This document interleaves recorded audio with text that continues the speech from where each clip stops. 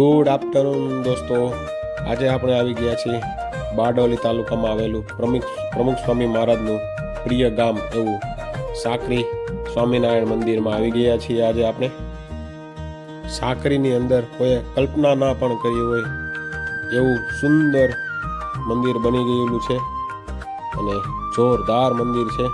તો આજે આપણે સાકરી મંદિરની વિઝિટ કરવાના છીએ, તો જોડાયા રહેજો અમારી સાથે છેલ્લે સુધી.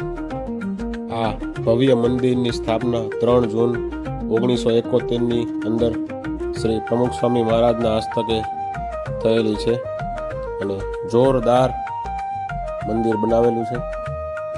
અહીંયા આવો એટલે તમને એકદમ શાંતિ મળે અને મસ્ત વાતાવરણ છે.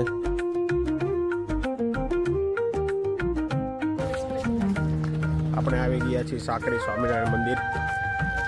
જીયાન, નીવા, મનીષા અને મારા સાસુ.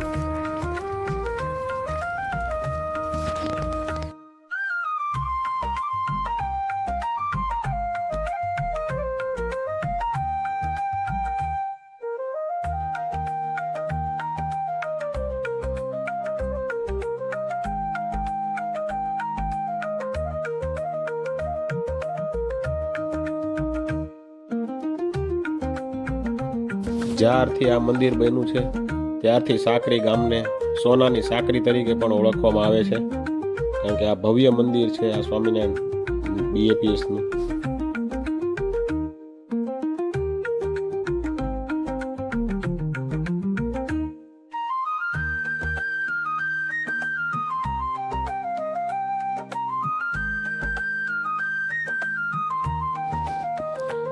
મંદિરની જગ્યામાં આવતા જ પહેલા આપણે શ્રી હનુમાન દાદા અને સીતારામનું મંદિર આવેલું છે અને બીજી સાઈડ છે શંકર દાદા અને ગણપતિ દાદાનું મંદિર આવેલું છે. અને હવે ચાલો આપણે મુખ્ય મંદિરની અંદર તમને શ્રી સ્વામિનારાયણ ભગવાનના દર્શન કરાવીએ અને સાથે છે લક્ષ્મીનારાયણ ભગવાન પણ છે. તો જોડાયા રહેજો અને દર્શન કરી લેજો.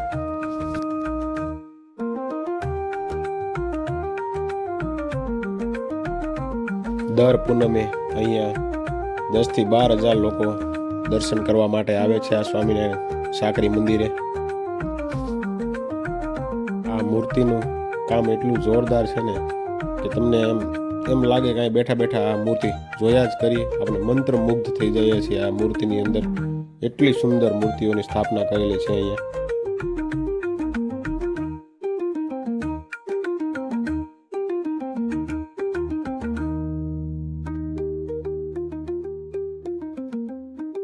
આ મંદિરમાં આજે ભવ્ય કલાકૃતિ કરેલી છે ને એકદમ જોરદાર છે. આપણે એમ લાગે કે જોયા જ કરીએ આ કલાકૃતિને.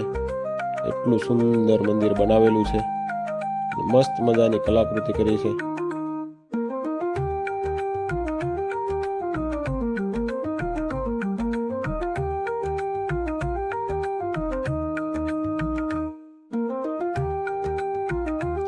હવે જે આપણે જઈ રહ્યા છીએ એ છે નીલકંઠ વર્ણી અભિષેક મંડપમાં, જ્યાં નીલકંઠ વર્ણી ભગવાનને લોકો જળથી અભિષેક કરે છે. અને આ કલાકૃતિ તો કંઈક અલગ જ લાગે છે. આમ કેટલું જોરદાર, આમ કહી ન શકાય ને, કોઈ આપણે પાસે શબ્દ નથી એવું કલાકૃતિ છે આમાં બધી કંડારેલી છે આ મંદિરની અંદર, જે મેન મંદિરની એક્ઝેક્ટ પાછળ આવેલી છે.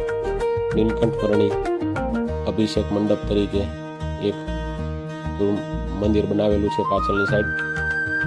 તો તમે પણ એકવાર અવશ્ય મુલાકાત લેજો અને જોડાયા રહેજો અમારી સાથે આવી કલાકૃતિ જોવા માટે. અને આમાં સાંજે એક લાઇટિંગ શો પણ થાય છે, લાઇટિંગ અને સાઉન્ડ શો. એકદમ જોરદાર શો થાય છે અને એમાં આખી સાકરીની જે પૂરો ઇતિહાસ છે એ પણ સાથે સાથે વર્ણન કરે છે એમાં. અને આપણે આ જે પ્રતિમા જોઈ રહ્યા છીએ એ છે બ્રહ્મ સ્વરૂપ યોગીજી મહારાજ, જેમનો સંકલ્પ હતો કે આપણે અહીંયા સાકરીમાં મંદિર બનાવીએ.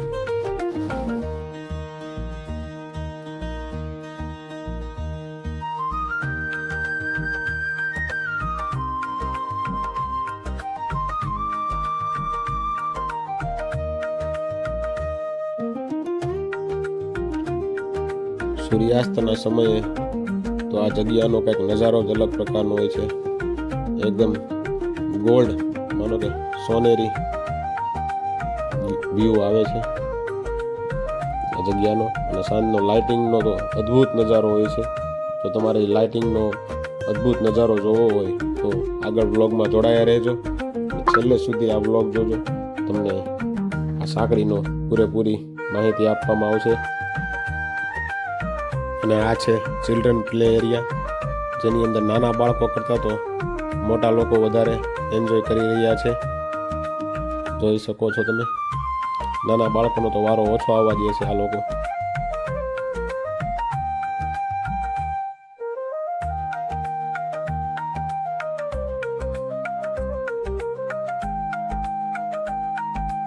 અને આ જે તમે જોઈ રહ્યા છો હાથી અને મોર, આ બધા જે ફૂલ છોડ હોય છે એમાંથી કટિંગ કરેલા મસ્ત બનાવેલા છે.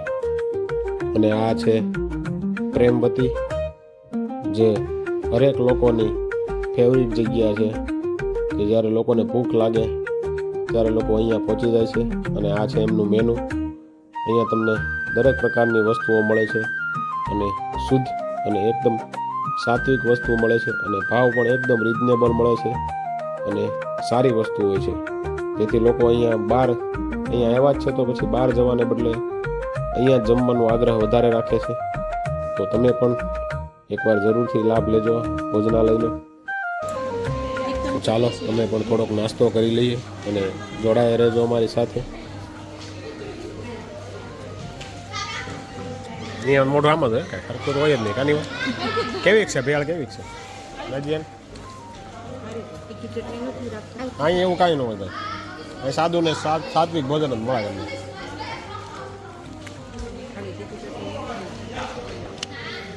એવું કાંઈ ન હોય આમાં, એવી જ ભેળ હોય. ઘરે બનાવો ને એવી જ ભેળ.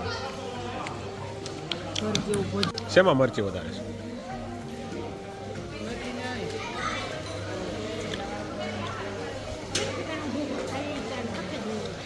ખાતો ખાતો પચી જાય ને, ખાતો પચી જાય ને એટલે કાજી એમ.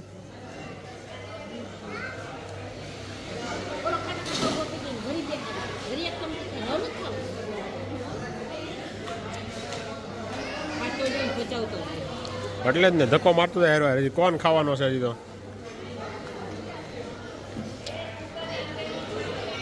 હિસકા ખાવા નથી જવા એમ ને. ભેળ ખાઈને પછી હિસકા શું ખાવા? કા પેટમાં જગ્યા નહીં હોય ને ભેળ ખાઈને પછી હિસકા ખાવાની.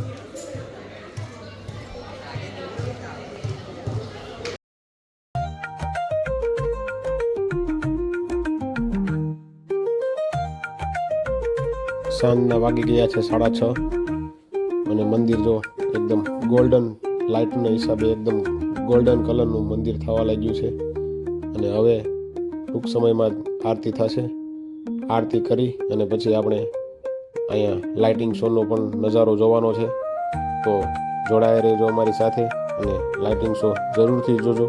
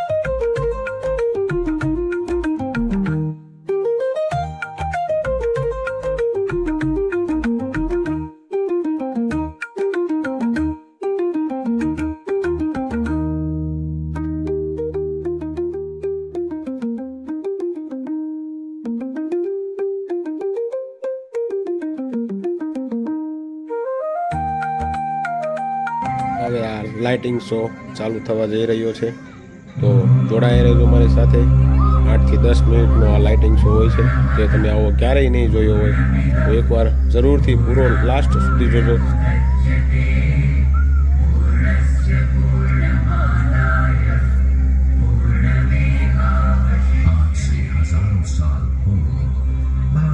ऋषियों ने कठिन साधना के द्वारा अपनी आत्मा में परमात्मा का साक्षात्कार किया. साधारण मनुष्य भी परमात्मा की भक्ति उपासना से परम शांति का अनुभव कर सके. इस हेतु उन ऋषियों ने अपनी आत्मा में दृश्यमान परमात्मा की मूर्ति को बाहर भी प्रस्थापित करने का संकल्प किया और जिस प्रकृति की गोद में रहते हुए उन्होंने भगवत साक्षात्कार किया था, उस प्रकृति के विविध अंगों से ही सुंदर मंदिर की परिकल्पना की. उन्नत पर्वतों की प्रतिकृति है मंदिर के उत्तुंग शिखर.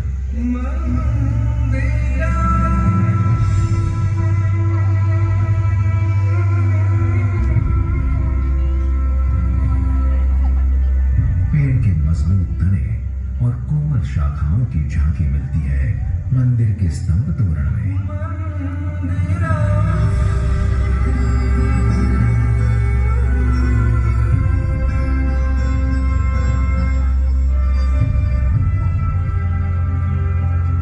पृथ्वी पर प्रवाहमान जीवनदायी जल तत्व की याद दिलाते हैं मंदिर के कलश.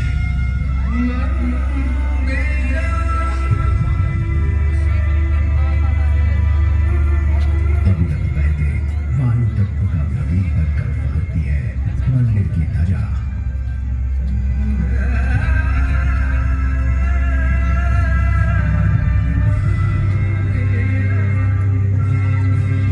सृष्टि के बाग में खिलते फूलों की नजाकत पाई जाती है मंदिर की कलात्मक नक्काशी में.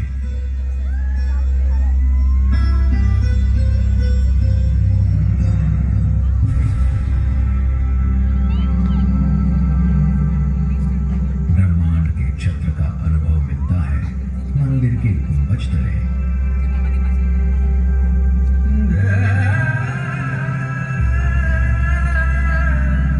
सूर्य का तेज तत्व जगमगता है मंदिर की आरती में. सकल सृष्टि के सार रूप परमात्मा के दर्शन होते हैं सिंहासन में विराजित मूर्ति में. प्रकृति की निगुण शांति देता है मंदिर का मंडप. अन्य सभी आवाज को दबाकर गरजती बिजली की तरह गूंजता है मंदिर का घंटनाद. सभी दिशाओं से शुभ विचारों के विनिमय का प्रतीक बनते हैं मंदिर के गवाक्ष.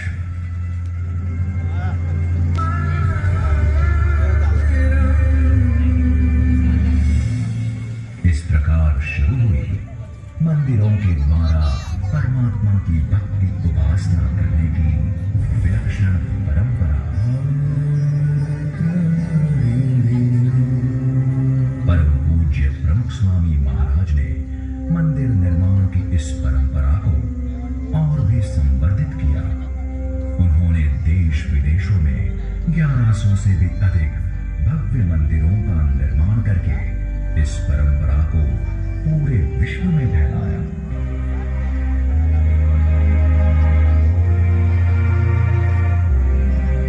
मंदिरम मंदिरम परम शांति करम.